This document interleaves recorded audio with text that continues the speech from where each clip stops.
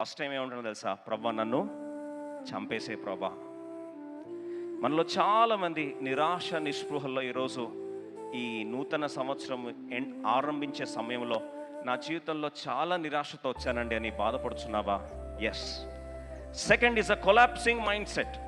ఎంతగా అంటే ఇంకా కూలిపోయే మనస్తత్వం. నా వల్ల అవ్వట్లేదు, ఇంకా నా వల్ల కాదు, నేను బ్రతికి చేసేదేమీ లేదు, నా ప్రాణాన్ని దయచేసి ప్రభా తీసుకో.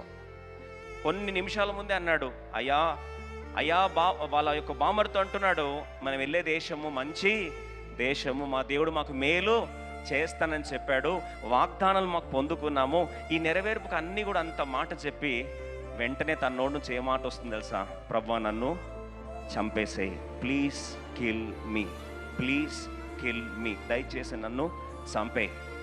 విషాదకరమైన సంఘటన ఏంటంటే, దయచేసి మాటనండి, పైన మేఘం అలాగే ఉంది, పిలుపు అలాగే ఉంది, నడిపించే దేవుడు అలాగే ఉన్నా. ఆ మేఘం నీతో పాటు రాకపోతే ఈరోజు ఇలా సజీవ లెక్కలో కూర్చునేవారమా?